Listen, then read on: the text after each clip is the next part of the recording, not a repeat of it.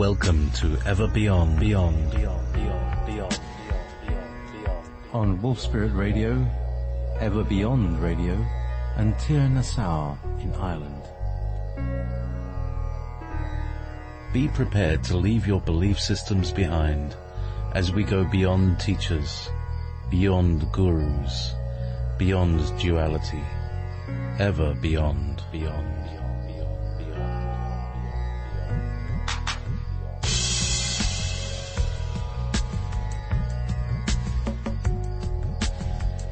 Please join us in the chat room at www.wolfspiritradio.com/listen.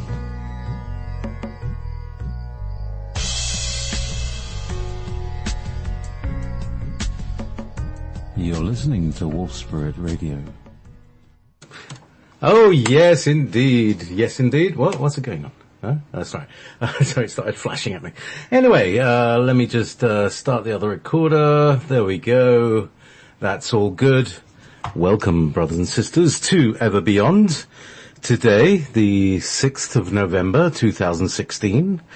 So there's lots of ones and lots of sixes. So there's lots of first ray energy and lots of sixth ray energy. That should be quite fun to, we can feel it all happening right now. All this stuff that's going on. First ray is the ruling classes. Sixth ray is the high temperatures. So anyway, enough about the rays. We got some other rays, and Ras and things. And, how can I put this? I'd like to introduce a friend of mine. We've been speaking for a little while over Skype and, with a small group, that I've, come across, through the, Connecting Consciousness group. So, without little more ado, because we're going to explore some deep, old, ancient mysteries and histories and see what we can find today. So without any further ado, let me introduce Liara. Good afternoon, good evening. Yes, good evening. Good evening, JP. It's almost good morning here in the U of K. Yes, we're on night shift. It's lovely. And you've got a lovely southern English accent. Southern, northern, English accent, sort of both. Yeah, well, you're southern to me, because I'm in Scotland. Yeah, we have a team member on the call in Ireland in Cork, lovely old Lyra and Elder William, holding the ground for us over there. That's indeed right. Hello, William. Hello, William. Indeed, talking of the, when I went to Ireland, William actually was probably the only person that I met, apart from my travel companion, the only human that we kind of arranged to meet, and we met in Cork and have a lovely afternoon, together. And, hello to you, William, and, good afternoon. And, do you want to say hello, or are you just gonna? Yes, say hello, William. Yeah, she's dropped you in it right now. So, you got to step up. Yeah, she's dropped me right in it. Right in it. So how are you, my old friend? I'm quite good, thank you, JP. And that was a lovely meet that we had. It was, indeed. I enjoyed it immensely. Thank you very much. And the meal was fantastic. And thank you once again for inviting us. That was great. Oh, you're welcome. Yeah. So, Liara, let's get you right under the griddle and put you on the rack here. I've been tuning in all night. I've had ships buzzing me all night. So yeah, we're well tuned in. Everybody on the ground crew from around the world are tuned in right now, and I've just got to say from the Galactics, our family, they are all tuned in, and if you've had problems with your internet, they are going to be hosting just in case it goes down. Good. So, here we are, at the nexus point on many levels. Yes. Many people don't know what a nexus is. As a nexus is the place where everything comes together. There are many words to describe this time that have been described in prophecies, other times. And one of them, the one that I use all the time, is the time of the crossing. Is something is crossing something. And everybody seems to be crossing each other. Everybody's triggered. Everybody's up in an emotional state. So Crossing our fingers mainly that we get to the right timeline. Yeah. So, do you want to talk about this process then, Liara? Let's talk, let's go from here. The crossing. The crossing. Take a nice deep breath in. And by the way, have you got rainbow lights going in your room as well? No, that's just my team. All right, that's your team, because I've got. You might see in my background. I've had a rainbow over my head all day, so. Yeah, you've got changing colours going on. So have I, but I've actually got an electric light bulb that's changing colours. Right, the crossing that's going on. Let's see. The powers that were have tried to. They know there had been two timelines, and a more lower dense timeline, and the timeline we're currently on. The light workers and the galactics have been for a very long time creating the possibility of a third timeline, a third Earth, where everything is going. We are at the crossroads. This Earth parallel that we are on, this vibration is at the crossroads, and everything is being sorted in dream time, in physicality, where we have got a free will choice. What do we want to do? Do we want to keep our vibrations low and step to the lower vibration and go to the apocalypse of what they've been trying to project? Because it's free will, they're allowed to have it, where that timeline will happen, but it will be cut off from this timeline to give the people left on this timeline chance to ascend, and the light workers will be working on not a future timeline, it's a parallel higher vibration timeline. So when we are all completed, we will gradually move up with the Earth and place in that light grid. And that's the crossing. Nibiru will happen on the other timeline. If we don't want it to happen, that's our free will choice as well. So you've got to decide what you want. And this is what is happening right now. We are deciding, are we going to go with commercialism, materialism, money, corruption, war, death, strife, and go to the lower one? Or are we going to stand our ground, like the song said, and raise our vibration with the planet and go higher and take it to where we're cooperating with each other and helping each other? And that is the Hopi prophecy. We're all tribes, no matter what your skin looks like. Inside we are one soul stream. That's right. We have the blood, the life that is pouring through us all. So the idea of the crossing can mean multiple things depending on where your intentions lay. And yes. So what you're saying is that there could, if you're stuck in the physicality, and you connected with money, and you believe in money and all of that stuff, then you're still in the Anunnaki world, and therefore will be affected by the Nibiru passing. Is that what you're saying? I wouldn't use the word Anunnaki, because those of us that know the history of the Anunnaki just means those from heaven who came. So many from heaven came. So it's just a word that they use at the time. Yeah. So it depends. There's good ones, bad ones, because it's duality. If you've got light, you've got equal amount of dark, and that is duality.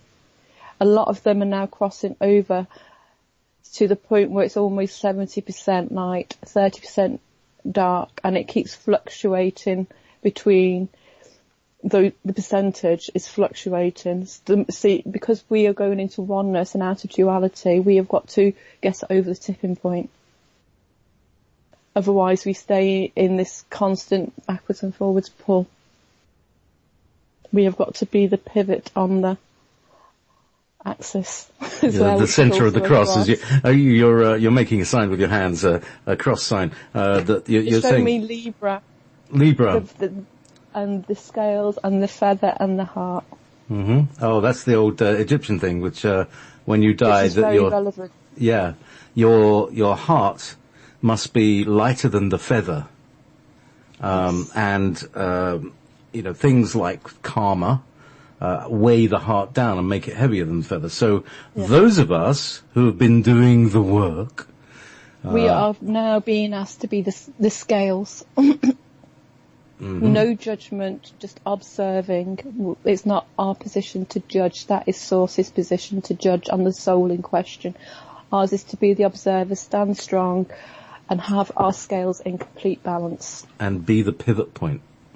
Yes. We all have to be the pivot point ourselves, I think. It's like, there's no time when we can say, well, the Bible says this and this is how I need to behave. Or, this instruction, the Buddhist says you have to do this. Or, oh my goodness. Yeah, Shall I tell you something? Tell me something.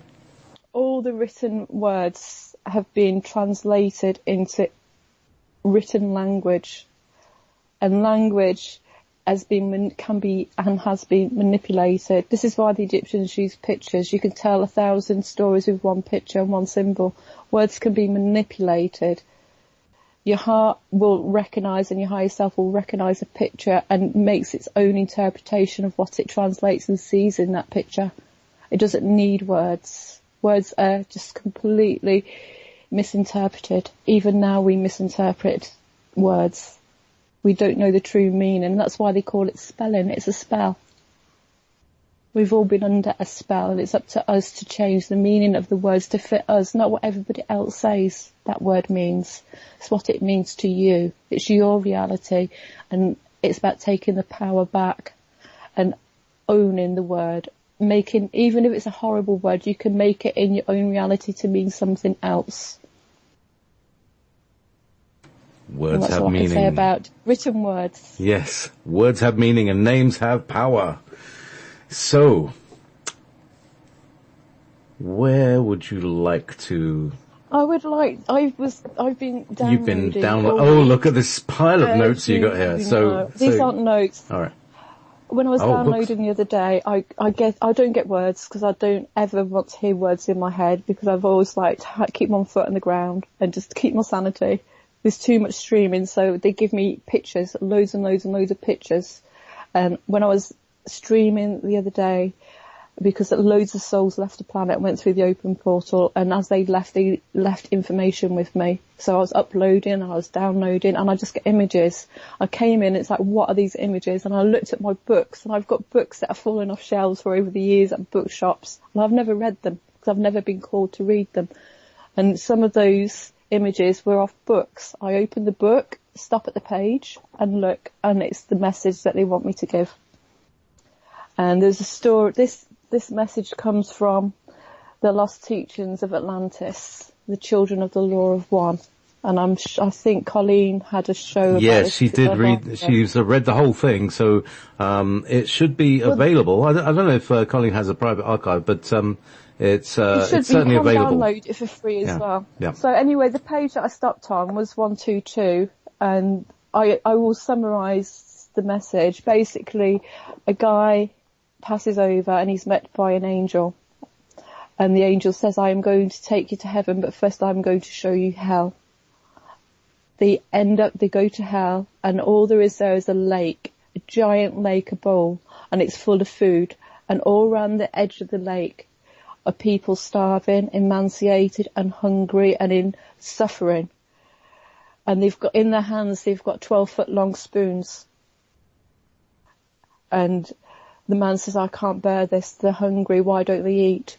So anyway, the angel says, I'm now going to show you heaven. And they went to heaven, and it's the identical lake with stew in the middle, thousands of people around the outside, running around happy, well fed, in bliss. And he says, but it's the same place, I don't understand. They've got the same spoons, why are they happy? And the angel says, do you not have eyes to see? And he looks again, and he sees one of the people with a 12-foot long spoon dipping it into the stew and feeding the person opposite. And he says, now do you get it? That is love.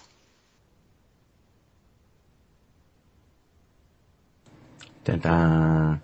Ta-da. Big spoon. So to me, it was to show what we're doing now. We have got the choice. Do we want to stand around this bowl and starve, or do we want to stand around this bowl and serve each other, feed each other, help each other, serve each other? And that's the message we're getting right now, and that's how you show love. Inclusiveness.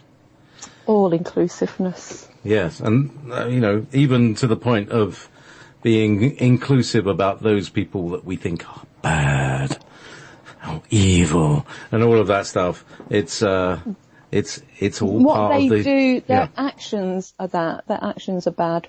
Their soul doesn't know any better. Their soul is like that of a child. Throwing a paddy, being naughty, acting out. It doesn't know any better. It's been programmed since it was born. Probably for generations. They're children, and it's up to us to show compassion and to teach them. If they're still not willing to learn, they are being given chances and being shown examples by the good people on the planet, the ones who want to help. We've got to set an example. That is us as light workers, starseeds. We have come to set an example, not to preach, but to set an example by living and helping out of the goodness of our hearts, not because of what we're going to get, but for what we know it will do. So, setting the example, again, it comes back to, don't go out there trying to persuade people of anything, but you be how you want to be, and then that creates a field around you that other people can choose or not to join you or not. That gives people, everybody's their free choice, their free will choice. It gives them free will, it honours free will. And we're all about honouring free will. I was asked by one of my light workers in a session, because I actually only do sessions with light workers who are already awake to help them process new stuff. And they asked me all sorts of questions, but one was, how do we set an example? How do we show? How do we create this field? And I said, you just do it by living your best example, best way you can be you, and just be you. Doesn't matter if somebody over there is being them. You've got to allow them their free will to do that. We can't change the world. We only can change our own world. That's being given the free will out. It's like we have the power, the ones that are awakened, to come together and completely flip this reality onto a positive timeline and take everybody who's asleep with us. But is that honouring their free will? Is it honouring what they've come here to experience? No, it's not. So, we all make, we make our choices, we exist. So this is a lot of people are really confused about this. To do the right thing, you have to be authentic. To be authentic, you have to come from your heart. If you're coming from your heart, then you're standing in your truth. If you're standing in your truth, you're coming from your source. If you're coming from your source, nothing can go wrong. That's the idea, isn't it? That's the chain of order of things. And the order of things is always the spirit highest. The spirit is the thing that is listened to more than the complaints of the body, let's say. It's a hierarchy that I follow. And there's 3 hierarchies in mine. I go to my heart, 1. I go to the heart of the planet, 2. And then I go to source, 3. And they are the only ones that I answer to. That's and interesting. It's all the same stream. That's exactly what I do as well. I connect to my heart, down to the earth, and then up to my monad, what I call monad. But I ask my heart, does this feel right? And is this what you want me to manifest? Is this the good thing? Then I'll ask the planet, is this what you would like as well? And then I will ask Source, give us the power to do this. And it's done. It is done. And we stand in our power. In my reality only. Mm-hmm. I only change my own reality. I won't fiddle with somebody else's reality. But if they see what I'm doing in my reality, enjoying me, and like what I do, then it makes it bigger. It's like the Ghostbusters film, Don't Cross Your Streams. We are telling you to cross your streams. So, the crossing. The time of the crossing. It's all about the crossing. So, do you want to talk a little bit about? Well, we were talking before the show. We're talking on Simon's show as well. Were you listening to Simon's show? I listened to Simon's show, yeah. And I do apologise for it going off. No, I don't think it was. That might have been something to do with me. No. The actual reason that it went off towards the beginning of the show was it? Oh, not that time, the other time. Oh, the other time, right. I think Simon messaged me quickly on Skype, and then it went off. All right, see. But one of the times that it was oversubscribed, like loads of people all joining the server all at the same time, kind of. Well, that's a good thing. Yeah. We need bigger servers. We need bigger servers. Well, There'll be no crashing tonight. Every hopefully. month every month when Simon comes on, it stretches the servers a little bit more. Yeah, and, he does a really good job, because some of us know what's going on in the political realm. Yes. But it's Simon's the one that brings that forward, and he is quite right in a lot of what he says, nearly all of what he says. And this stuff that I know, which I could add, but I can't. But he's very, very accurate with the military, the good, positive military, the coup that happened in America. I've been talking about this privately. Mm-hmm. And about the servers, and also he didn't mention that the hosting, they do try and take out the internet, some of the Secret Space Program Alliance, the good side, will be hosting from their ships the internet for key light workers, key workers, medical workers, etc. So. Oh, that'd be nice. Off-planet servers. I wonder what their IP address will be. And I think that has been a lot to do with what's been going on with all light workers' internet at the moment. Telling me. So that was the download I got the other day. All right, that's good. So, and this is the thing, Liara. In the last few weeks, I've been seeing in the chats. I've got this. I've been sitting here just downloading loads and loads and loads, and I was thinking, well, okay, you've downloaded all this. Time to do some downloading, and when you download to us, that clears your space as well. I mean, once you've said it, it's out, and it's not kind of buzzing around inside your head. So we're doing you a favour. Can I tell you how it works with me? Tell us. Okay, it's like I have downloaded I do it in stages. Every time humanity goes up a level, I can download that level of information. So I don't give out information that humanity's not ready for at that level.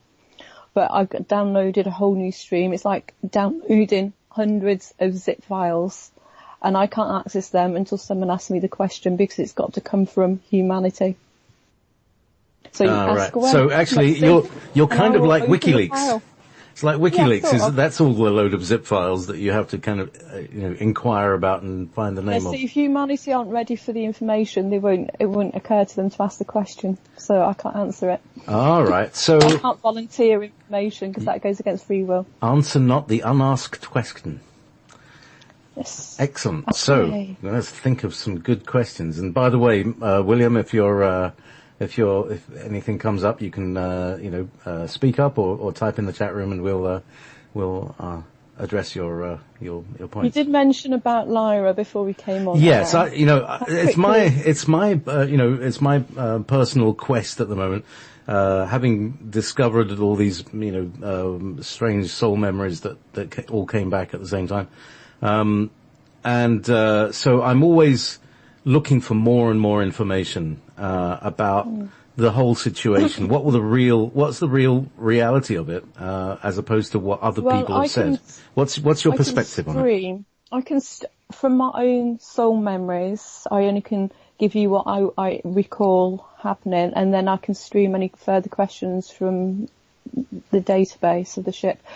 From when we were at Lyra, when we landed on Lyra, she looked like, from a distance, she looked like a golden planet, and the people there were like children, but they were grown up, and they were almost light beings. They were absolutely beautiful and very, very innocent, and it would be compared to Eden, and that is the original Eden in this universe. And if people have got memories of Eden, it's that place.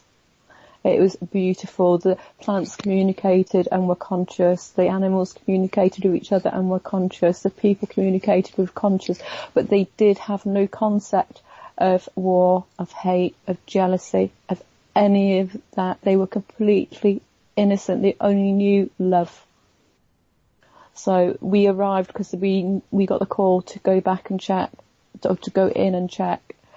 And people have asked me, because of my channel that I did with the video, about did we create the dark portal? No, I think we preempted that. We knew that dark portal was going to be opening up anyway. We got in there first to get down on that planet, boots on the ground, and teach them so they were ready for what was going to happen. This took a couple of 100,000 years for all this to start and the wars. Basically, everything that's happened on Earth is what happened on Lyra. This is a repeat, but we don't want it to go the way of Lyra. And then that got carried on to Tiamat. We still didn't learn the lesson. The planet still blew up. This time, that is not going to happen. This is a smaller planet. We are all been through this more than once on 2 different planets in the solar system. It will not happen again. So, and that's what I know. So wow, it's such a big and old story, and we as you said, we don't want to reproduce this problem. And one of the, my personal theory about trauma, and lots of people, is that we keep reproducing the trauma that we have because we've kind of forgotten it, and sometimes it's a bit like a bunch of activists that are just kind of reminding the oil companies that they're doing. Well, it's not so much that we've forgotten it. We're here because we had to live in this system and forget, and so we were on equal part with the people on this planet. So we weren't above them. We lived it again as them. So we weren't saying we know better than you. We came to live it again, even though we have lived it before. But every time you have a civilization on different worlds, this is how it happens. They go through this in this system. It's a duality system. They get to the point where they're in war, and they get to the technical point where they're going to create havoc or destruction, and they do it, but we incarnate in those planets purposely to help them through it. And when a planet is ready to ascend, then it ascends to another system, or if the planet is not going to ascend, we ascend as much of the population that want to. But this is duality system. Most other systems don't necessarily run on free will, on duality, because they're all attuned to source and they just follow source's will. So, and that's the beautiful realities, but there is no free will because they're all divinely connected to source. So they do the right thing all the time. Yeah, so as we were talking about before. So the trick is to be able to do the right thing, to be authentic, despite all of the invisible trauma that we carry, from what I can see. And that's part of what I feel is part of my mission is to help to, defuse the PTSD that humans have. And the thing about, for me, is that we see this happening all along the road for the last 20, 30 years, is we've received shock after shock after shock, and it's the shock that reminds us all the way back to the Lyran trauma, which is the shock of these beautiful, like you say, it was paradise. And the snake arriving in the garden was not just, oh, hello, little snake. It was very much an invading force. So do you want to see what you can pull down from the other from your ship's records? What was the situation with the Lyrans who did interact with the Dracos?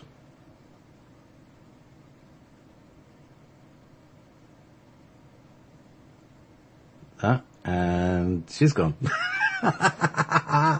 Let's call her back in.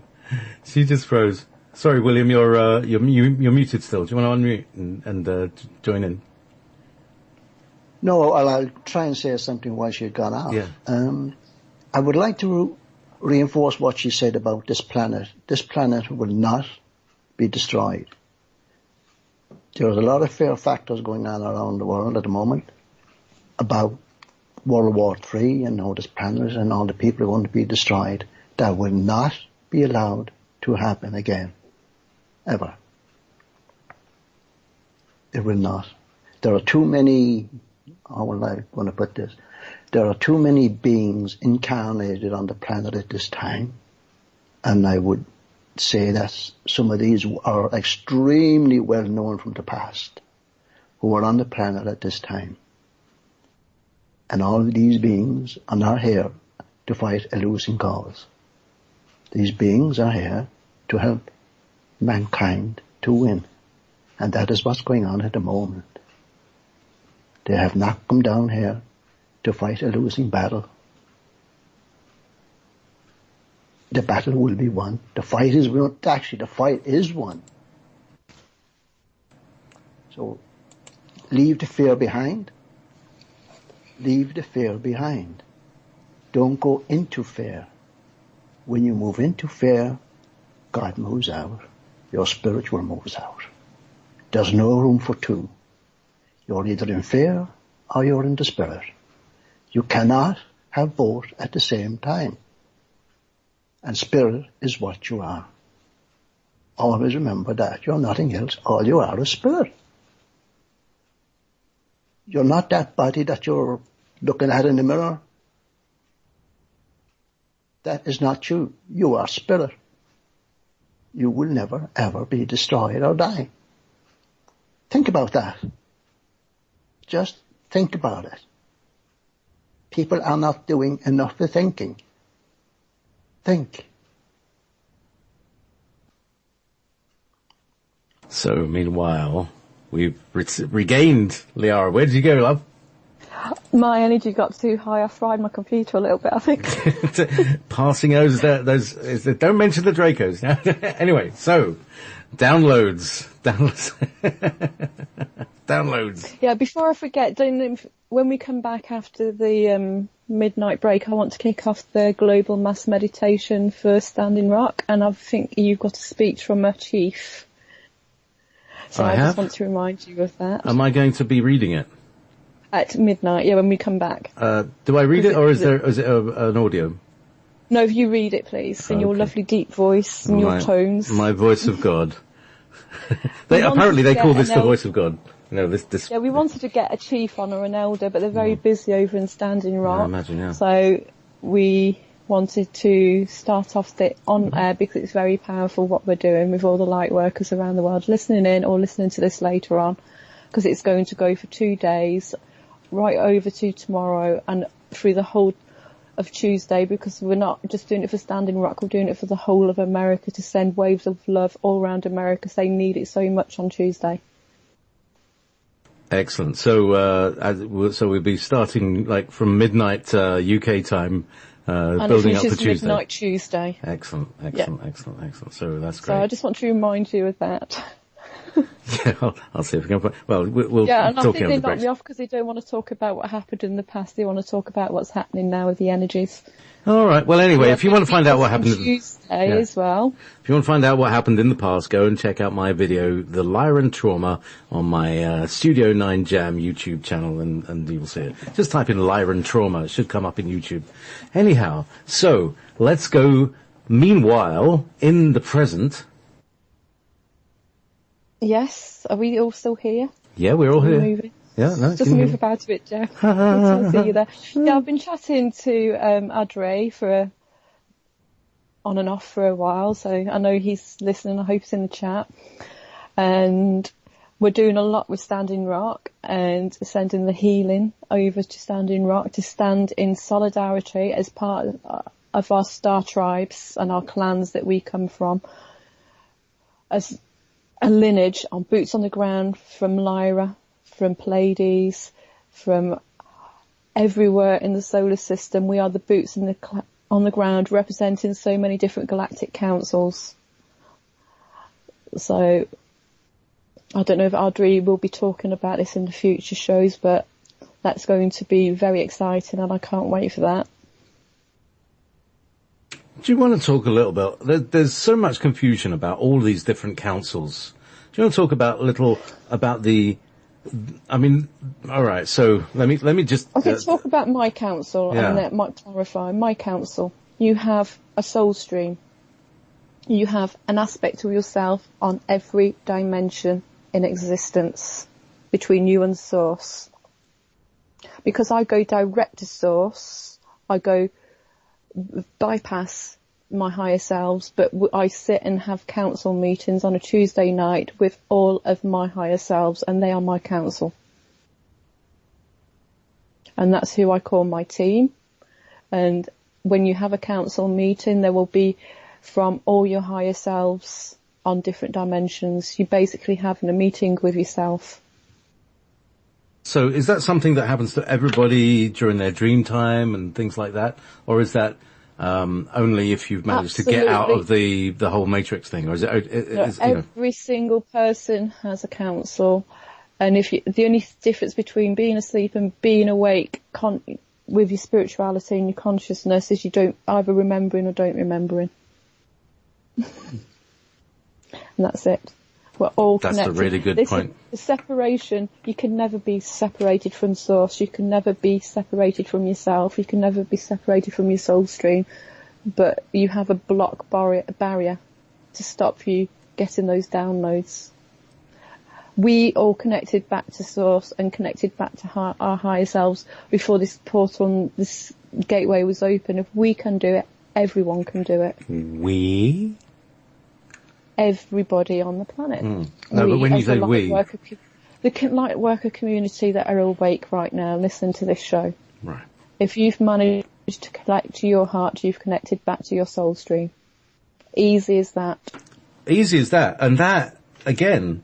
That's you see, all of these years we've been told by religious people or spiritual people that it's so hard to connect to your light being. It's so hard, you take a lot of work and it's all and it's so distant.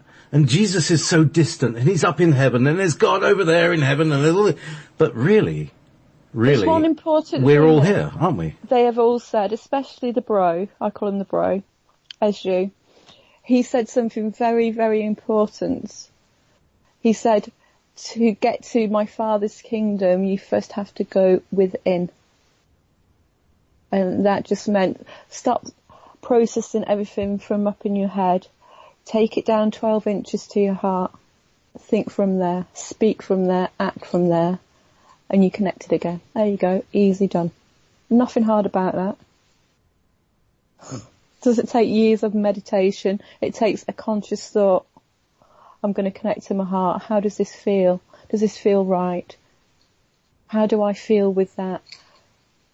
It's the easiest thing in the world is to stop thinking with your head and speaking with your heart. Well, do you know what I say? I say you're either thinking or you're breathing. Yeah. Well, your brain is just to compute. It's just to analyse. It's just to get the downloads. You don't use your brain for anything else. You don't even use it. You shouldn't even use it to store memories. You store your memories in your soul stream.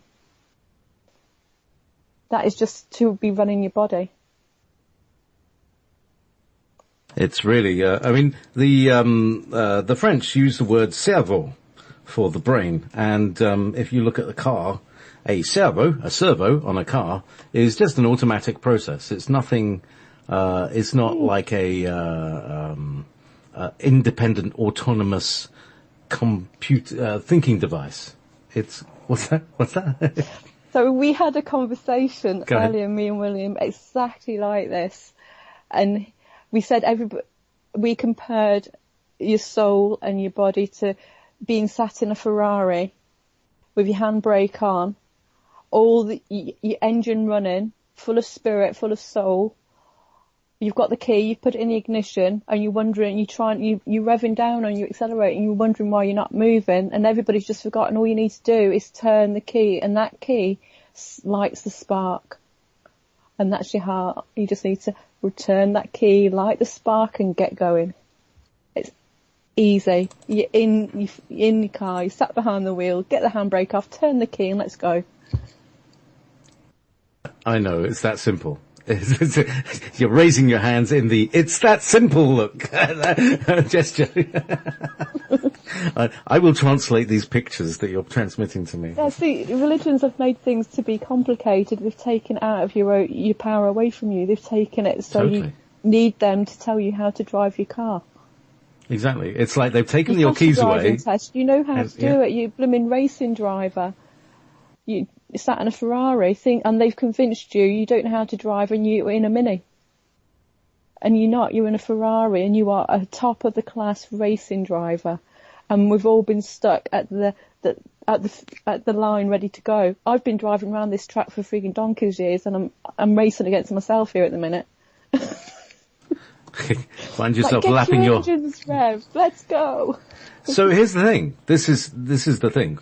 Number one, you say, we just need to turn the key. Number two, we just need to release the handbrake. So let's explore this metaphor together. The key is what? The key? Intent. And intent is like, I'm going to do this. Or it's not even that. It's just doing. It's doing. It's the same. You don't sit in the car outside with the key in the ignition. Now you've remembered you've got the key and you're the only one with that key. And it's your key and it fits your car. And you sat there with your hands on the steering wheel looking at everybody else going, what's going on? Why are they driving? Mm-hmm. You passed your bloody test ages ago, excuse my French. Get going. Turn your key on, get your ignition, get your handbrake off. First gear, second gear, third gear. We're going right up the gears. All the way up to 10th gear. So, William, you're making, go on. Yeah. The key is your spiritual self. You're not going nowhere without that. You can have the shiny new Ferrari, the shiny new clothes to go with the Ferrari. But if you don't have the spiritual, boy, you ain't going nowhere. You need your spiritual. Don't be focusing on things that are negative. You need to go within and find your spiritual self. Yeah, see, focusing on negative is like putting diesel in an unleaded car. Mm-hmm. It'll bugger up your engine.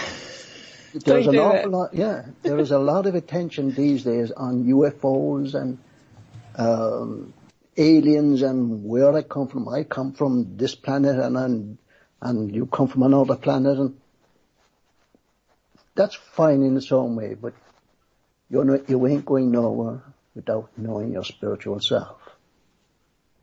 Yeah, spirituality is the fuel for your car. Yes. That's the way I see it. Your intent is the key to turn that ignition to spark up your spiritual soul. Get in touch with your spiritual self. That is the key. That is the key. You have to find your key. And your key is within. The bro, strangely enough, I call him the bro as well. That he says that constantly when he was down here. Always go within. That's where you will find everything. Everything is within. Go within. Because if you don't go within, you go without. Good one. So, that's the key. What about the handbrake? How do people release their own handbrake? You can imagine what the handbrake might be, you know? The handbrake's your thoughts about what you're doing. It is exactly what you think about it. If you think you can't do it, you can't do it. There's your handbrake. You put it on yourself. Get it off. Release that handbrake. I can do this. I am doing this. Not, I can't, so he's not doing it. I don't care what anybody else is doing. You know? We had a conversation the other night, me and William, and I was downloading so much and he was going slow down, and I just said to him, look, if you want to drive around with your handbrake on, I'm not. I'm revving up this car and I'm getting shifting up a few gears. You can still sit there. And that was how we got onto this metaphor. It's like, I'm not putting my handbrake on any longer. If you lot want to catch up, you better get in your cars, turn that engine and, catch up. Some of us are ready to go. And it doesn't mean leaving. We're ready to start kicking it down here. Kicking. So what's being kicked? And us, we're kicking ourselves in the pants. Kicking around. So, I mean, really, there's a lot to do. There's a lot of levels on which this needs to occur. I mean, for instance, there's the level of just being able to deal with the people in your local area who have called you a nutter for 5 years. Yeah, but anybody who you pull into your own little reality, in your own reality. They're extras in your film. They're the star of their own reality. Doesn't matter what they're doing. Does Coronation Street care what EastEnders are doing and their soaps for anybody in America? No, they don't. They just get on and do their thing. Just get on and do your thing. It doesn't matter what anybody else thinks. It doesn't matter if they're not waking up. It does not matter, because the more of us that are awake and we join our forces together, we cross our streams and we join and unify, that's where it matters. It's not one soul, as in one personality down here. It's one heart stream, many minds, all working together. So, the more you add your intent to this process that you're gonna, right, well, I mean, here's the thing. Here's another example of the break and the key. Here's the thing. Here's the thing. Here's the thing. The break and the key is the key of intent and the break of self-doubt. This is the dichotomy that we're all, well, I mean, certainly with the people who are coming to me for sessions and, in the general radio, this is where they're faltering. It's this incredible self-doubt that they've been programmed with, and we're all coming out of this enormous multi-layered blanket of inculcated self-doubt.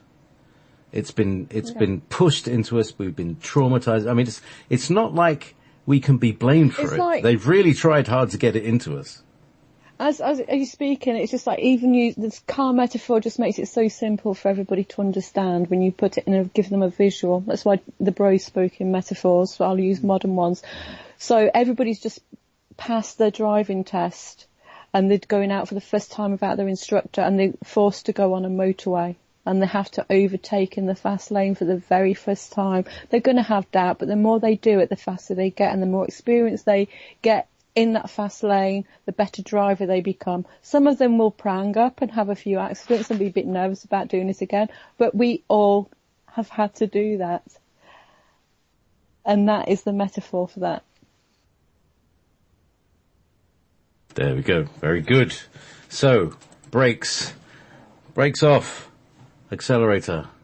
Gas. Yeah, when I passed my driving test, I had 6 lessons and I passed first time, and 6 lessons on the day of my test.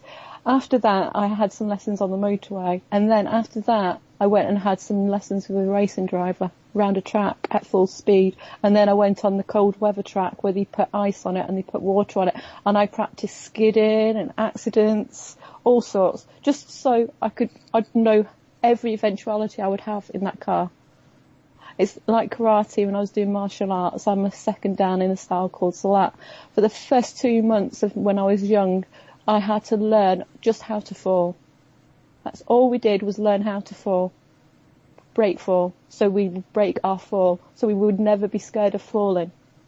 It's just practice. You've got to fall off a horse. You've got to crash the metaphorical car. You've got to learn how to fall. We have angels down here and light beings. We have fallen so hard and so fast. Some of them are scared to fall again. It's just like, you just get up and keep doing it and keep going.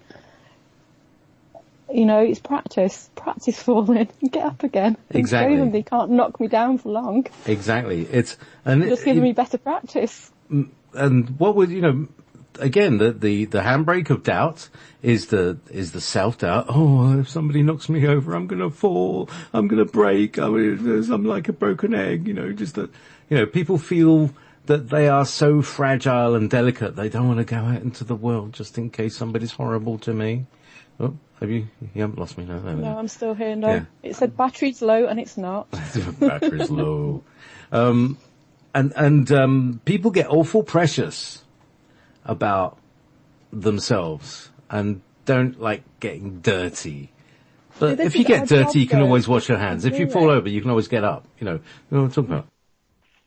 This is our job as light workers and starseeds who are in the community where we're serving and helping, is to give our clients the confidence to get up, listen to them, believe their stories, tell them from our experiences, this is how I felt over here and this is how I got back up. And that's the most important lesson. This is how I got up.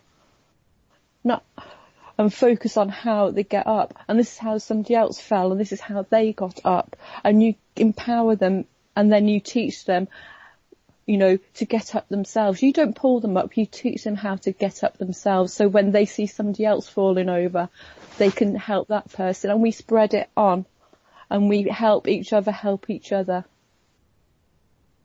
Because sooner or later, I hope if we do our job, we will never be needed in sessions again. We're all going to have to find new occupations. And that is when we know our job's done, when our Skype stop coming in for help. I can't see that happening for a while. It just gets... Oh, don't be negative, don't create that joke. No, what I'm saying is, it's pretty busy. It is day busy. and our job is night. To stabilise, yes. empower. And a lot of the time it's like people are very, they get caught. They get, what's the word? They get triggered and switch, into, I saw this and this terrible, and this is, our job is to bring them back to that center, bring them back to that point. Do you know the thing that you do when people are triggered? What I did, I had a fear of spiders for a long time. And last year, I actually held a tarantula on my hand and saw it as a beautiful being. The only way to overcome your fears is to look it in the eyes and go, okay, what's the worst you can do? Yes, and indeed. Overcome your own fears. Nobody can overcome people's fears for them. They have got to eventually look at the dark side of themselves and face it. Overcome it, empower it, absorb it, release it. That's the only way. That's how I did it. Every single fear that I had, I looked it in the eyes and said, come on, let's see what you've got. Even doing this show tonight, this is my second show, and William will tell you I'm not really good at public speaking, and I know there's people listening, and I really been telling my team I didn't want to do this. I've told you no so many times, Jeremy, I didn't want to do this, but my team said, no, you've got to do it. I've overcome my fear. I'm doing this. Well done. And it's all right. Go along with that because I had no intention of speaking here tonight, but my team had other ideas going for me as well. Exactly. We've all got messages. The plate and having a bat. Exactly. So while we say that, as you say that, we're off to the first break in the show. My song. Now, which one was it? It was. I've got a friend who was in a band in the 80s called the Fat Lady Sings. Oh right, yes. And this song is called Alien, and they are friends of mine, but they were very famous a long time ago. And as they're Irish, I thought it's fitting. There is Alien.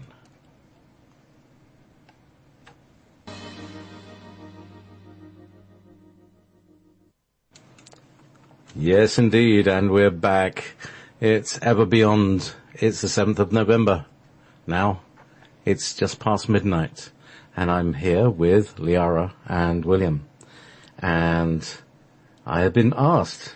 Do you want to make a? Do you want to announce this first, and then I'll start out with the reading. I've just posted a link into the chat room for the Facebook and my page on the event. We are kicking off a global meditation for the Lightworker community to focus all our love and intent over on Standing Rock to support from our community. This is what we're here to do. We've tried to get Hopi Elder on to try and kick off the meditation, but as we haven't been able to, we have got a speech that came from an elder, and I think JP is going to kick off the meditation with this.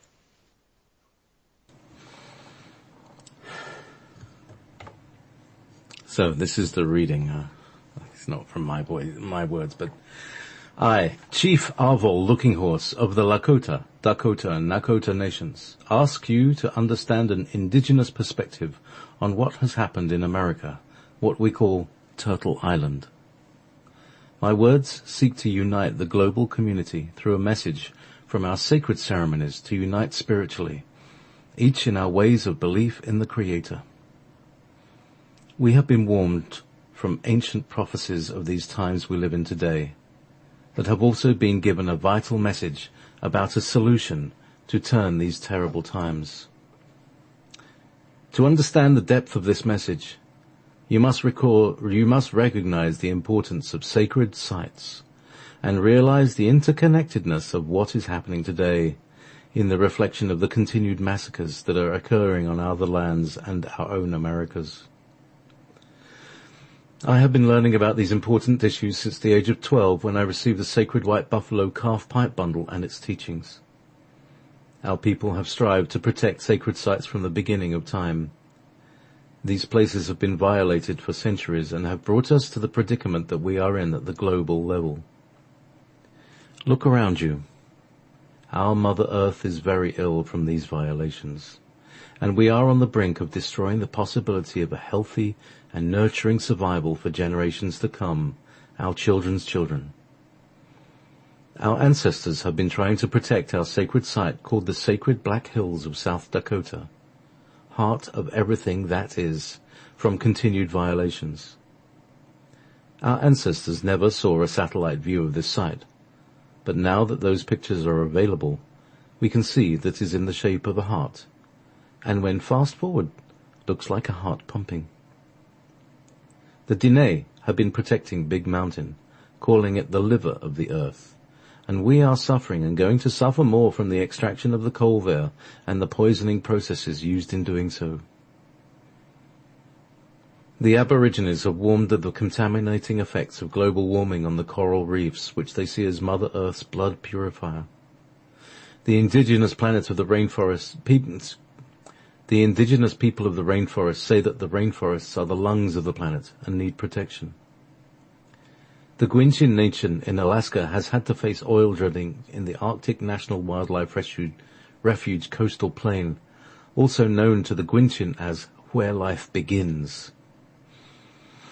The coastal plain is the birthplace of many life forms of the animal nations. The death of these animal nations will destroy indigenous nations in this territory. As these destructive developments continue all over the world, we will witness much more extinct animal, plant and human nations because of humankind's misuse of power and their lack of understanding of the balance of life. The indigenous people warn that these negative developments will cause havoc globally. There are many more many more original teachings and knowledge about Mother Earth's sacred sites, her chakras and connections to our spirit that will surely affect our future generations.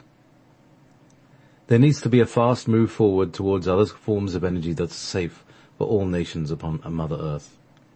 We need to understand the types of minds that are continuing to destroy the spirit of our whole global community. Unless we do this, the powers of destruction will overwhelm us. Our ancestors foretold that water would someday be for sale. This prophecy was hard to believe. The water was plentiful, pure, full of energy, nutrition and spirit. Today, we have to buy clean water, and even then the nutritional minerals will have been taken out. It's just clear liquid. Someday, water will be like gold, too expensive to afford. Not everyone will have the right to drink safe water. We fail to appreciate and honor our sacred sites, ripping out the minerals and gifts that lay under them as if Mother Earth was simply a resource instead of the source of life itself. Attacking nations and using more resources to carry out destruction in the name of peace is not the answer. We need to understand how all these decisions affect the global nation. We will not be immune to its repercussions. Allowing continual contamination of our food and land is affecting the way we think. A disease of the mind has set in world leaders and many members of our global community with their belief that a solution of retaliation and destruction of peoples will bring peace. In our prophecies, it is told that we are now at the crossroads. Either unite spiritually as a global nation or face with chaos, disasters, diseases, and tears from our relatives' eyes. We are the only species that is destroying the source of life, meaning Mother Earth. In the name of power, mineral resources and ownership of land, using chemicals and methods of warfare that are doing irreversible damage, as Mother Earth is becoming tired and cannot sustain any more impacts of war. I ask you to join me in this endeavor. Our vision is for the peoples of all continents, regardless of their beliefs in the Creator, to come together as one at their sacred sites, to pray and meditate and commune with one another, thus promoting an energy shift to heal our Mother Earth and achieve a universal consciousness towards attaining peace. As each day passes, I ask all nations to begin a global effort and remember to give thanks for the pure food that has been gifted to us by our Mother Earth, so the nutritional energy of medicine can be guided to heal our minds and spirits. This new millennium will usher in an age of harmony, or it will bring the end of life as we know it. Starvation, war, and toxic waste have been the hallmark of the vast myth of progress and development that ruled the last millennium. To us, as caretakers of the heart of Mother Earth, falls the responsibility of turning back the powers of destruction. You are the one who must decide. You alone and only you can make this crucial choice, to walk in honor or to dishonor your relatives. On your decision depends the fate of the entire world. Each of us is put here in this time and this place to personally decide the future of humankind. Do you think the Creator would create unnecessary people in a time of such terrible danger? Know that you are essential to this world. Understand both the blessing and the burden of that. You are so desperately needed to save the soul of this world. Do you think you were put here for something less? In a sacred hoop of life, there is no beginning and no ending. Thank you.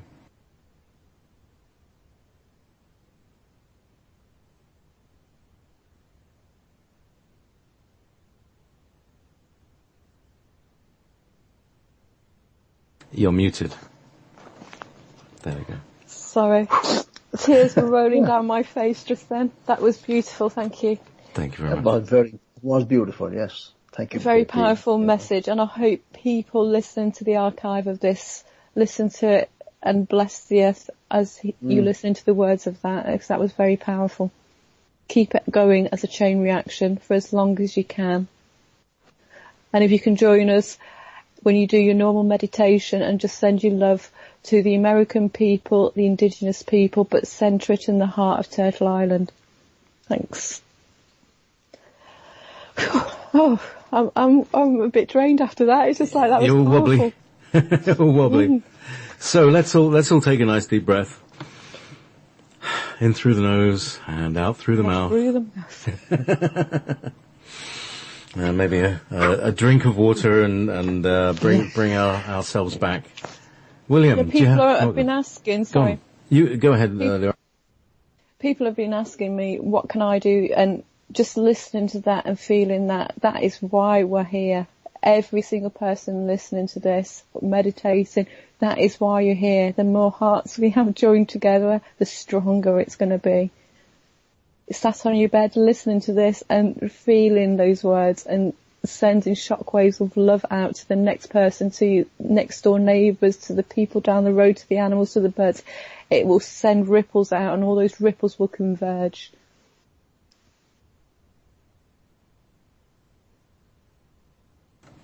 William?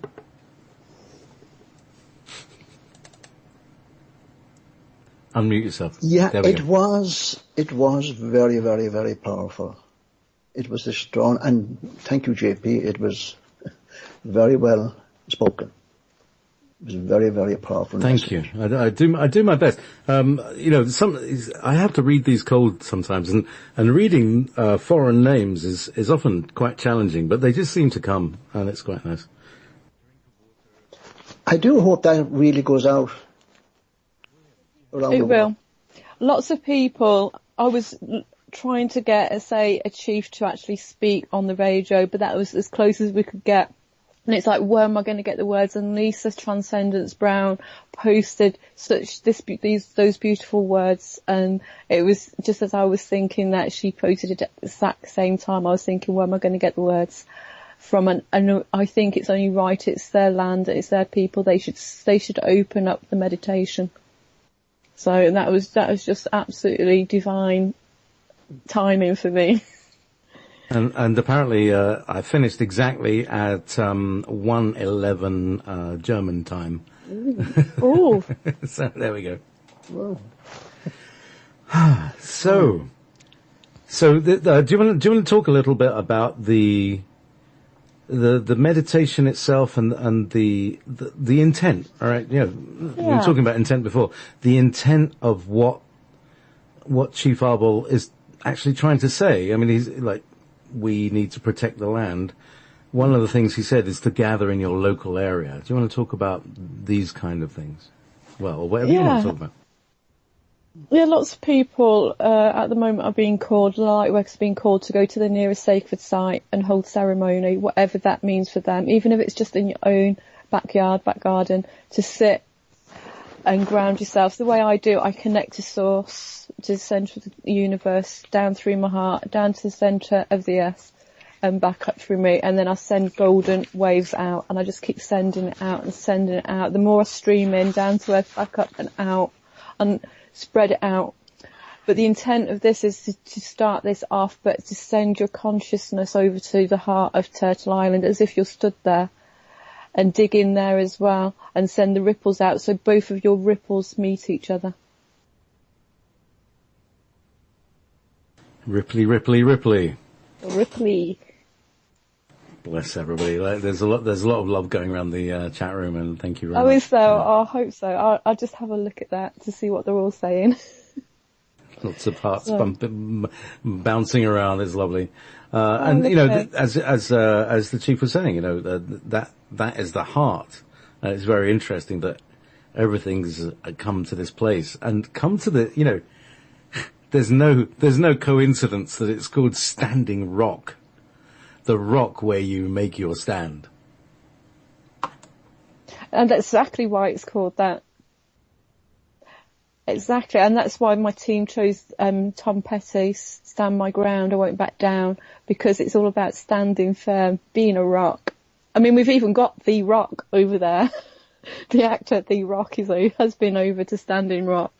It's just amazing. I mean, it's still not on mainstream media in the UK about it.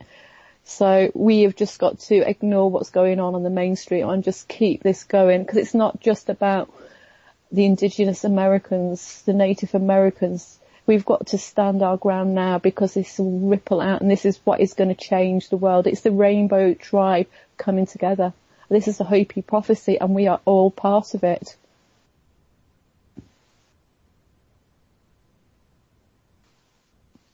William? Yeah, I was just thinking there, and I was thinking about, as I spoke earlier on, about the ancient masters, and they all being here at this time. And, they haven't come to waste their time. They're not going to do the work for you, or for us. They'll help. They're just our support. We've got to do the work. We're the boots on the ground. We've got to stand up. We must stand up. We are standing up. They won't do it for us. We are the boots on the ground, but I just advise take your boots off and make a real connection with the ground. Take your boots off, especially when you're walking into my rooms. We like nice and earthed, grounded. Yeah, we're getting energy waves just coming in right now, so we're just feeling the start of the CME that started yesterday. So, and that's going to go on for the next 2 days. We're going to get a couple of waves, so that's another activation from the sun. Yes, that was another thing we were talking about the other day. And it just made so much sense, is that not only are we getting galactic waves on the high frequencies. Not only are we getting solar flares on the medium frequencies, but then coming into the Earth. The Earth is sending out waves herself. Do you want to talk about that? Because this is something you told me the other day. Yeah, the Earth is basically the way that I've translated this. If you can imagine it, is I have to do metaphors to try and get it so it's comprehensible by everyone, because I'm not going to start going into quantum physics and spirit. It's just too much for people. Imagine that the Earth is the massive server for everybody's computers, which is your consciousness. And because there's been a firewall that's been hijacked around the planet, the streaming's not been getting in and the streaming's not been getting out with the souls where they should go. And the planet's consciousness, her servers, not been defragged or cleaned, and she's got bugs in and it's been hacked and it's getting overloaded.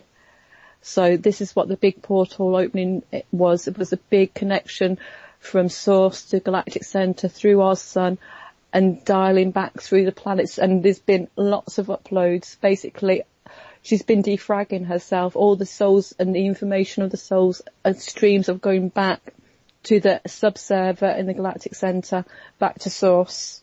And then we're getting information streams coming down. It's like defragging your computer, getting rid of the malware, getting rid of the spyware, updating the programming, updating the apps, updating everything so the people using it can get a clear stream. And that's basically what's been going on with the magnetic waves, the consciousness waves coming in. It's data. Everything in the universe, is data. And that is what's been going on. But it's going through the light workers that are awake because they're using us as a conscious, clear channel stream, so it doesn't get hijacked. It goes straight up through our hearts, our consciousness, up through our highest selves, through our streaming as a pure bridge, as a rainbow bridge up to source, up to the next sub-server up. You know, it has to be done consciously. Sometimes I feel like a hose pipe. Like I wake up in the morning like, what just happened? Yeah, we're like, they don't call it it's not the Ethernet, it's the Ethernet. You know, and light workers, this is our job, to become awake, anchor into the planet, start getting that data coming up and stream it, Wi-Fi straight up to the subserver, because we've been able to break through the firewall, because originally our consciousness created that firewall, but it was hijacked with malware and spyware. We're just defragging at the moment, the planet. Defragging the planet. Yeah, well, I mean, fragmentation, I mean, you use a computer term that talks about defragmentation. And fragmentation is the process that's happened to all of us, and we are now coming together.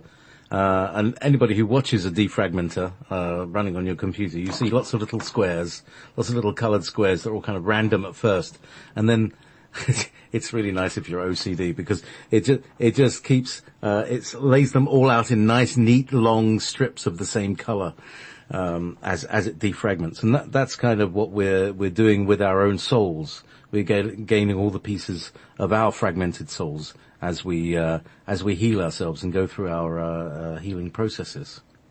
And the interesting thing that I found, and lots of other light workers will do, when you're anchoring in and you're using your vessel and your conscious stream of your own soul essence to stream the souls out through a safe channel, clear channel, straight up to the next observer, which is the galactic center, the souls going through are so relieved to be being uploaded back home that they leave you, as they go through through your own conscious computer, they'll leave you fragments of their own soul history, and they'll give you a piece of yourself back.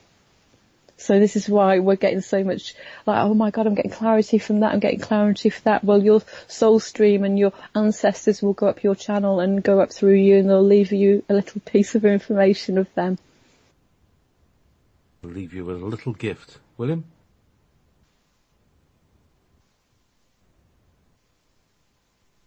No, I think he's blown away. He's streaming, I can tell. He's streaming up to the server. So yeah, so we've been since last Sunday, and that kicked off at Standing Rock as well, when all the women did the jingle dance and they opened the portal. us together, and they did that, but we felt it here in the UK on Sunday night, and that's when they connected up. Basically, they plugged in the Ethernet and they opened up the server.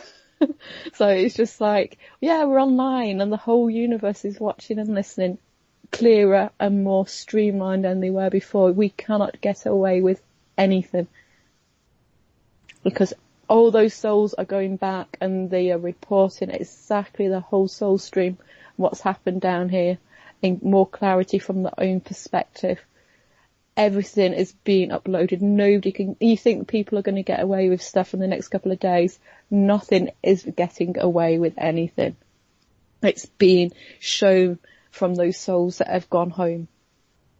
So, and this is part of the whole galactic issue that they've had for a long time, is that they've known that there's something going on Earth that is not good, but they've never really known what it exactly was. And I think it's a bit like where I was saying to Simon earlier. You know, we used to think, oh, corruption is just bribery, but now we realise that corruption is a whole lot more dark than that. Corruption is basically, to me, from my soul, from how I perceive it, from that, it's like you have got a virus. If you've got a virus or cookies or malware in your computer, does that make your computer bad? No, it's just got a virus. People have got virus in their thought forms, in their mind, because that's how it's been programmed, and they don't realise they've picked it up. It's the ones that are conscious. It's like if you run in your computer and you know it's got a virus, you know it's got malware, and you know it's buggering up everything, and it's spreading to all your friends, you do something about it. If you don't do something about it, it's down on you. Ms. Prisian. So yes, corruption of the heart, as they say, Vanessa. Yeah, very good. So, right. So in the last half hour, I'll take some questions if anybody wants to ask me anything that's relevant to now. I'm not going to go political, anybody, and I won't talk negative about things. So, but if you want to ask me stuff, I'll see if I can answer. Well, all right. Let's see if I can kick, because there's a 2-minute delay between here and the chat room. Let's kick off a question somehow. Well, one that springs to mind is, and it sprung straight back out of it again. It just went in, boom, bam. I had a good question. But it's about the now. It's about, how in the next few weeks, when, you know, we're talking about people stepping up and people doing their thing, and a lot of people might not know exactly what that might look like. But they need to do something. Okay. How do people know what it is that they're supposed to be doing? And I say, you know, obviously we say inquire within, you know, ask yourself. The best way that I know is I always tell people in my clients, write down your intent, because that's very powerful. Write down, but just before you go to bed, I want to know what my purpose is. I want to know what I can be doing. I want to know this. Write it down, put it under your pillow, go to sleep. The minute you wake up, what did you dream about? Did it make you happy? That's what you should be doing. That's the best guidance you can have, and that's the best way to take your mind out of it and let your soul speak to you, and they'll do it in dream time. It's called the dream walk. It works every time. The dream walk. So, question from Angel in Germany. How did you start out reconnecting? I can't tell you everything, but I chose my parents. I chose this body. My body was born, and unlike most souls, when they're born within the vessel, and they come through the birth canal, and that's when you lose your memories. I was outside of my mum, but still attached to my vessel within my mum, and I didn't jump in my body until 3 months after I was born. And that's when my vessel nearly died without me in there, so I jumped in at 3 months. And it just basically, I could not be wiped when I was born. I could hold a lot of it. I mean, I couldn't hold all my information, but I held enough to know who I was when I was born. So that's quite an unusual situation. Most people can't do the floaty outside like a balloony thing, and have to go through the birth canal process. And some people say that that's the point when your memories are wiped. Is that you get an electric shock. What happened? My mum and my mum's lineage, she's got green eyes, rhesus negative, RR with antibodies C and D, and she's got one of the rarest blood groups and antibody groups on the whole planet. She can't give blood to anybody. And that is why I could come in, because she's got the right DNA for me to be able to do what I did, where I could just attach my heart, my soul to my heart within my mum without actually having to step in. So I would have been too much for my mum. She would have miscarried me, my energy. So that was the best way. And my mum said actually she was in labour with half an hour. She never had any pain. She didn't even know she'd had me, because I didn't want to inflict my mum with pain when I was born. That's sweet. Okay, question from Saffron. Actually, there's Saffron and from Vanessa. There's both two questions. Explain who at the moment is a light worker, and how does one become a light worker? You don't become a light worker. If you're awake and you love people, you're a light worker. That means working with your heart, working with the light. You are a light worker. You don't become it, you are it. It's not a job position. You filled in that form before you came here. There you go. That's it. You're answering the question too quickly. I haven't got any more. All right. Sorry. Anything else coming in? Questions? So yeah, they're a bit slow. Yeah, always. We ask a question and take. Ireland. I really want to talk about Ireland. Oh, please talk about Ireland, because Lyra. I as you know, spent a week of magic. It was the most magical week. Mm-hmm. My mum's family come from Ireland, and my dad's family come from France and Ireland. So it's in my DNA. Now, you can get people when they start waking up, they will unlock their DNA first. So you will lock their ancestral memories. And people think, oh, I've lived in Egypt, or I've been this, I've been that. You might not have been. You're just unlocking your family lineage. Once you've unlocked your family lineage and you've traced your family's back to its origins, then you start working on yourself and your soul, because that goes up higher.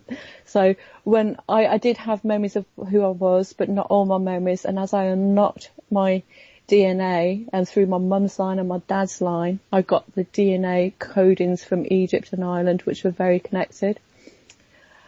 So when I first unlocked my first layers of all this, I saw the world. I was outside the earth, and it was a lot smaller, and there was just water everywhere and one island, and that was called Laurasia.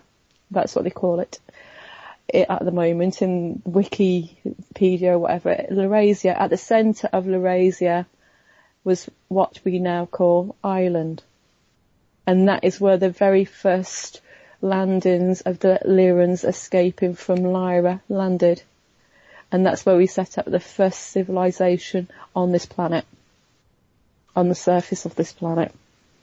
And then it broke up, and the continent shifted, but Ireland has never moved. Ireland has always been in the position, and the continents move around from it, but that is why lots of Lyrans remember Ireland and remember the Emerald Isle. And this is why people are now remembering that the Pharaohs and the Atlantians all stemmed from one central point and spread outwards to all the continents, because all those continents were all joined together at some point, and that was the central point.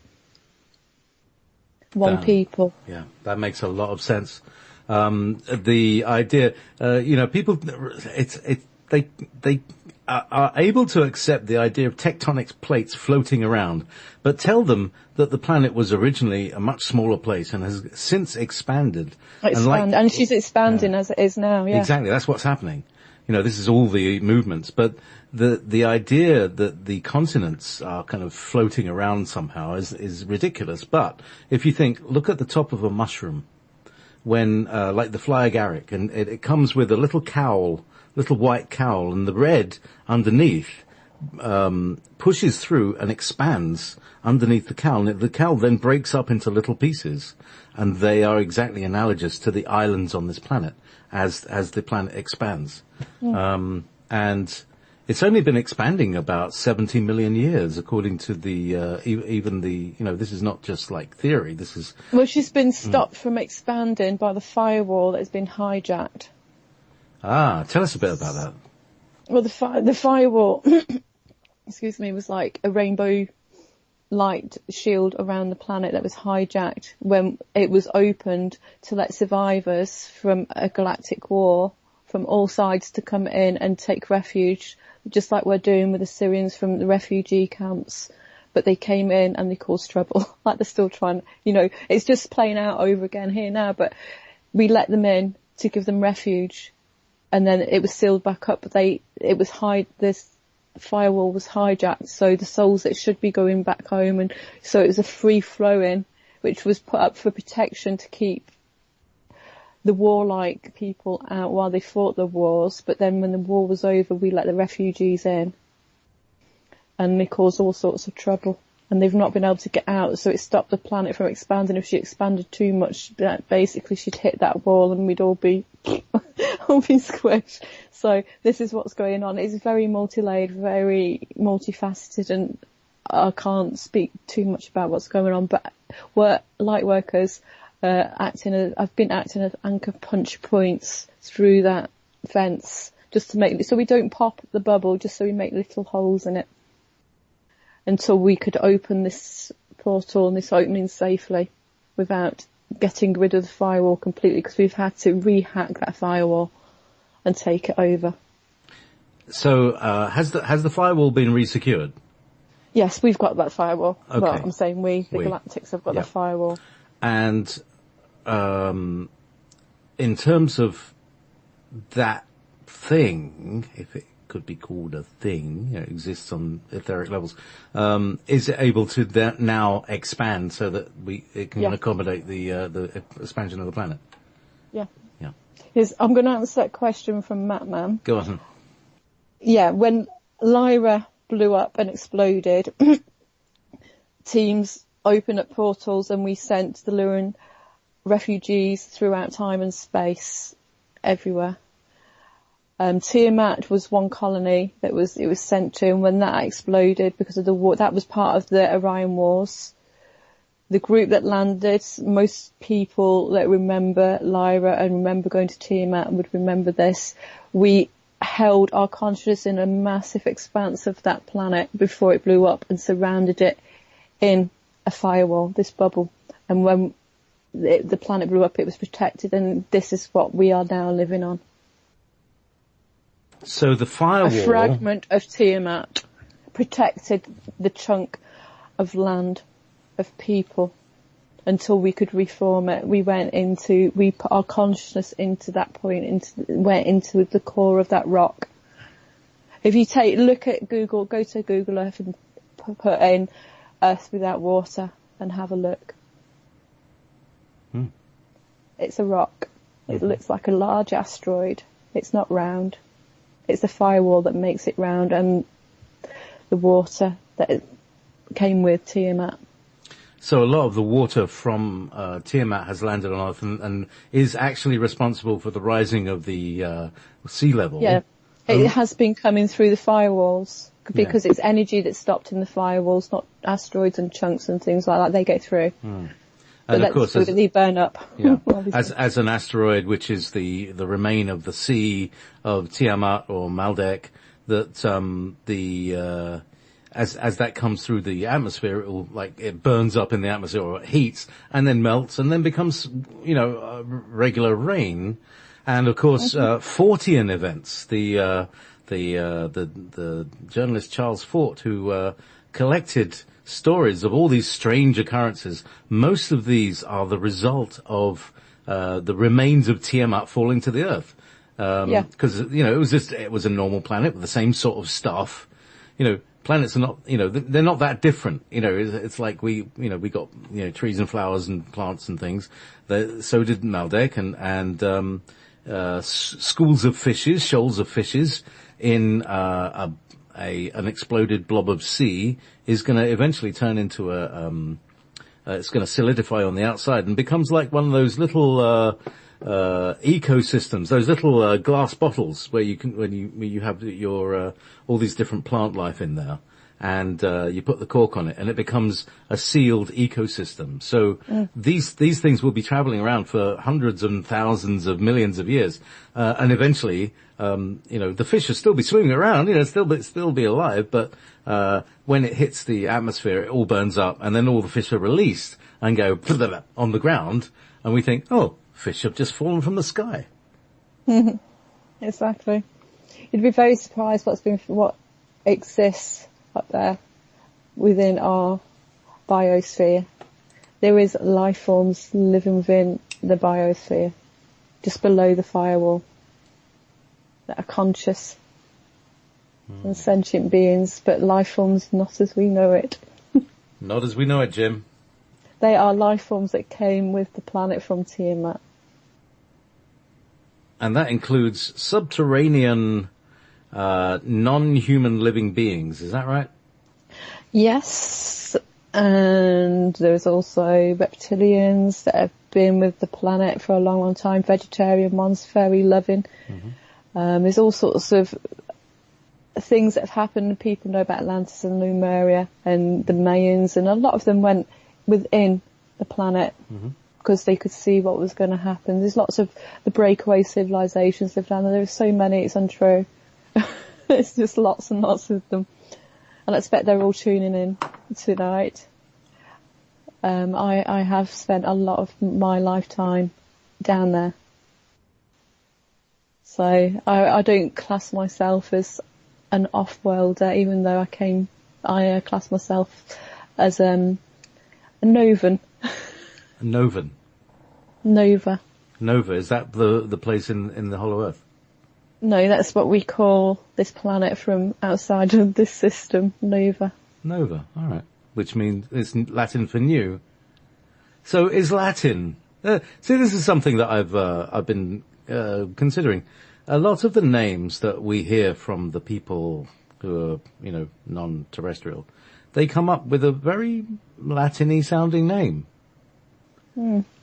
Is there, obviously, is Latin the language, the written language, the spoken language of the Orion Consortium?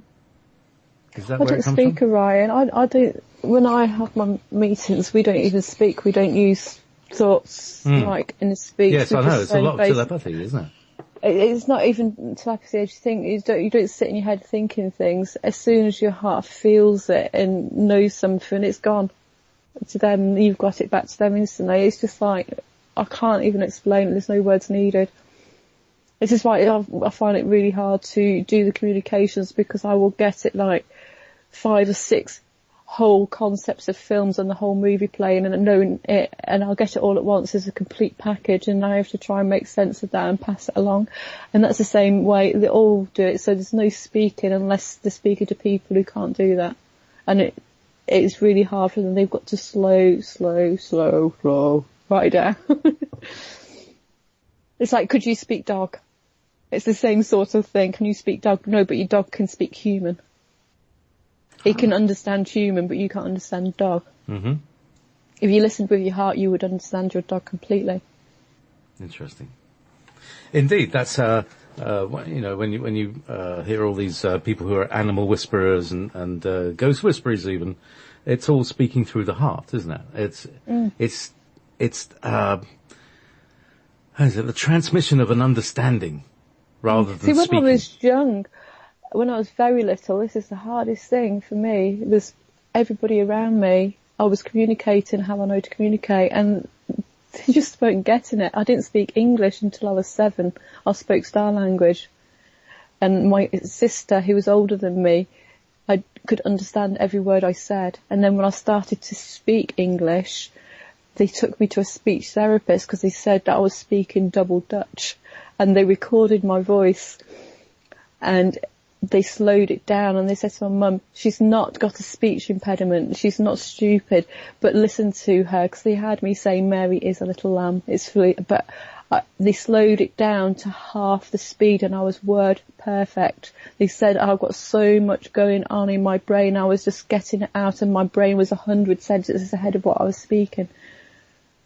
So this is why I never think what I'm speaking, because there's just no point, my brain's too quick as it. So I know I could speak English when I got taught English, but I couldn't communicate slow. I had to slow down. But I was multilingual. I could speak any language until I was 13, just speaking to people. But animals were my best friends because I didn't need to speak. I could communicate with them how I knew to communicate. Interesting. I just got this message. I don't know if you know her, but Solaris Blue Ravens just messaged me on Skype, who, if you've ever heard her, she speaks about 148 miles an hour. It's all very cogent, but it's really fast. Yeah, because when you get in the downloads and you're constantly streaming, I'd speed up to try and keep up with the downloads so I didn't miss anything. But now I know how to store my information and how to slow my voice down and use my voice because it comes directly from my heart up through my mouth rather from my brain to my mouth and out. It's coming from a completely different direction, so I don't even have to think. I just trust what comes out of my mouth. I don't even know what I say half the time because it just comes out. Yeah. My heart speaks. It's the heart.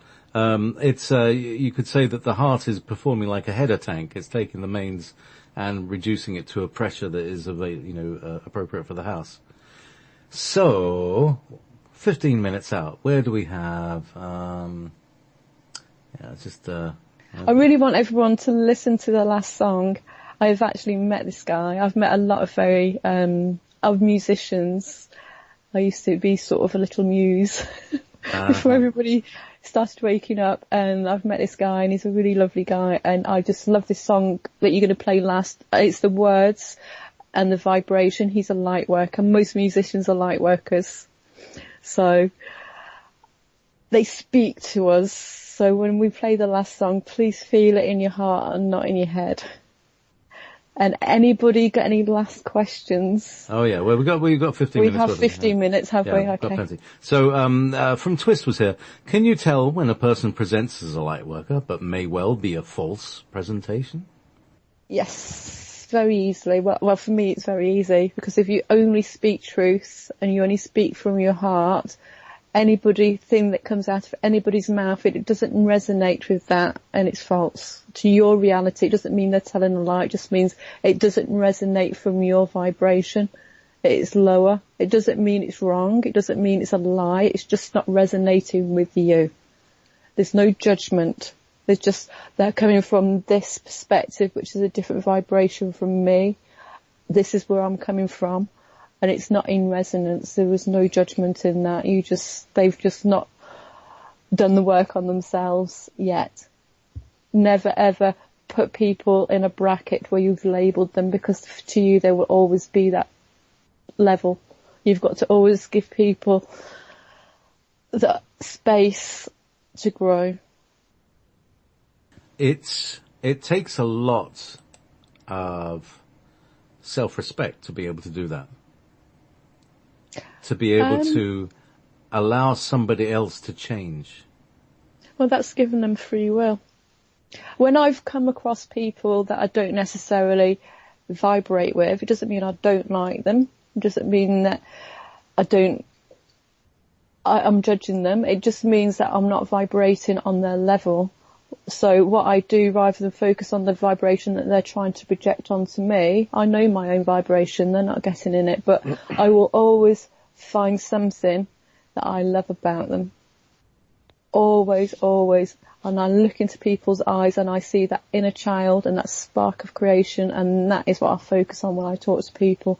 I ignore the crap coming out of their mouth. I ignore the vibration that they're spilling out because it's programmed. I will talk to the heart and the child of the person. And if that's all I'm focusing on, that's all they can present to me. Lovely. Sorry, I'm not yawning because I'm bored. I'm yawning because I'm absolutely exhausted. Yeah. And this is another thing that's been going on. William, please. Yeah. Being non-judgmental. It's a very hard thing to do, and it's a very easy thing to do. But it's a sort of have to do. is to be non-judgmental about situations, about what people are saying. Try and be non-judgmental about it. Well, it's not our position to judge anybody else's reality. Otherwise, you're denying them their own experience and their own free will. That's where all the trouble is caused on this planet. People are so busy looking at other people's reality bubbles, they forget they're in their own, and it's none of their business what they're doing in their own reality bubble. It's your reality. This is your life. Take control of it. You are the star of your own show. You are the writer, the director, the actor, the cameraman, the script writer, the audience of your own reality. Everybody else are just extras. You don't know the full story when you're judging. You haven't got the full picture. You need the full picture before you can judge. And when you do have the full picture, you won't judge. Well, the way I see it, it's like I don't watch horror films. I used to when I was younger to see if it was, to see how scared it would make me, and I used to laugh. I used to think they were comedies, but that is just me turning a horror film into something that made me laugh because I thought they were funny. That's just me changing my reality to what I'm perceiving. You can change your reality on what you're perceiving yourself. You can watch a horror film and just see the funny side of things and know it's a film that you're watching. They're all actors. It's come out of somebody else's consciousness. Okay, I'll find something funny about it. Don't watch anything that brings you down, and don't listen to anything that brings you down. Just up you want to bring yourself, not bring yourself down. You want to uplift yourself. Don't listen to anything that is not uplifting. Well, I would say the opposite, William. Really? Yeah, because you're telling people, don't do this, don't do that. I'm saying find what you don't like and do something about it so you're at peace with it.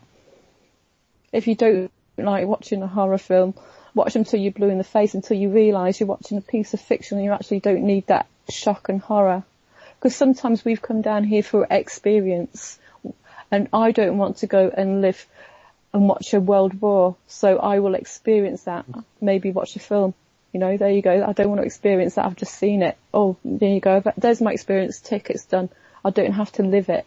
I've watched it. I've seen it. I've understood the lessons that people are trying to project. And I've understood that. Now I don't have to live that. Somebody else has done that for me. Tick, done. I don't need that in my experience now. That your experience will always give you what you're lacking. So you could look at a film as a way of exploring the collective consciousness, because many films are a person's experience, a person's perspective. So we get to the ability to see the perspective of other people. Yeah, and understand what lessons they are trying to learn from it. It's not to run away and avoid. It is to head it on straight and look it in the eyes and go, okay, what was your experience? Why did you write that film? What was going through your conscious stream that you had to project that? Well, maybe that guy's family had died in wars that's made that film, that wants to show that lesson so it wasn't forgotten, so the lesson was taken on in a future generation, other planets that haven't experienced war. Maybe one day they will watch that so they don't have to experience it, and experience it through the eyes of the people that made that film. Because, you know, the whole point of this ascension is so we don't have to experience this again. Well, how are future generations going to learn? We don't want to make this consciousness have it again and to experience that for real again. Well, there's got to be another way that they can experience. They will experience it through jumping in through our eyes, how we're perceiving that film, or they'll watch some. It's going to be different than what we're doing it now. I'm not sure how I want to get to play me in my movie. Oh, do you know what? Now and again, because I have had a life with you, and I know that I'll have another one. Now and again, I will say stupid stuff and I will do stupid stuff, really silly stuff, just so when everybody who's listening to this will one day watch my life with you in that theatre, they will know that I'm speaking to them right now and they will have a good laugh at me, because I have a good laugh at myself. Don't take it all too seriously. We have a serious job here, but it's not all serious. In the long run and the big picture, this is an experience. And like the horror movie, it could be a laugh. I mean, you know, Vincent Price and all those guys, who was it, Peter Cushing, they weren't serious guys. They, you know, they were hamming it up. They were having a whale of a time making all those those Hammer horrors and everything. And indeed, you know, there was a lot of comedy. You know, they made comedy alongside the horror films as well. So, just like that, you have... the comedy of errors. Yes. Oh, God. And that's my life. That's what my life review is gonna be. Oh, God, oh, my God. I'm gonna, like, be face-palming all the way through. Laughter is the best thing you can do. Best medicine, It's the best thing. It's like we'll be sat there going, oh God, do you remember when we did that? Do you remember when I went to that radio show and made a complete tit out of myself to the whole globe? And it's just like, oh, we'll laugh at this. And it's just like, well, it's an experience, and generations and generations in the future, and I will come back one day and be one of those and sit there and go, oh God, who's that Liara woman? But she made sense, but she was really funny. The bro had a great sense of humour. Even though he's not written down, man. He had a terrific sense of humour. He liked his wine. He did, and he loved a good laugh. Oh yeah. He still does, actually. One of the funniest people I've ever met. From Magist, any indication of some energy going on during the time change here in the USA this morning early? I think yes, it started. Yeah, it started about a half an hour ago or so. Well, because we're in the north. In England's in the north, we sort of direct line and we're feeling it first. So yeah, it's coming down your way for the next 2 days. It's really high. Expect magnetic waves, solar streams, solar wind. Hopefully we've stemmed off any earthquakes, but you might have a few tummy rumbles over there. Yeah, I think a lot of, certainly I'm feeling very strange in my tummy the last couple of weeks. Very like stopping and starting and maybe not. So I just had a nice, very large vegetable curry this evening, so get everything moving.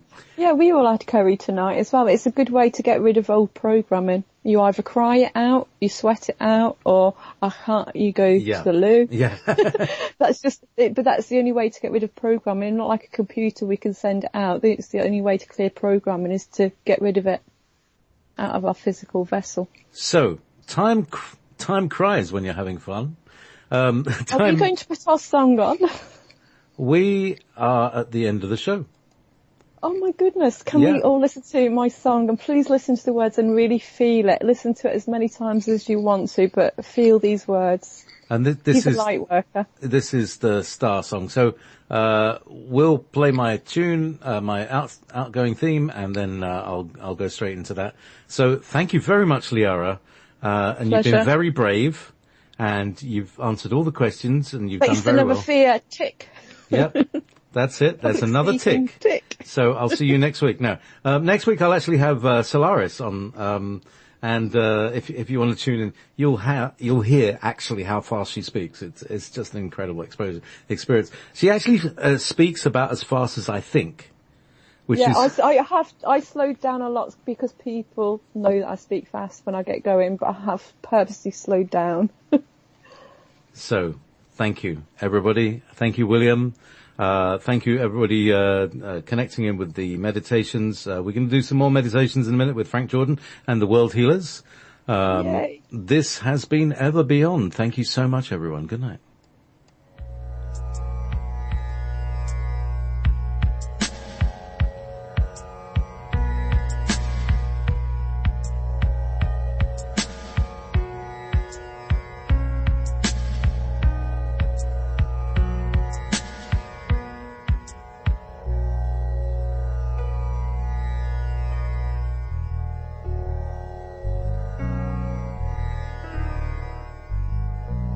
Beyond.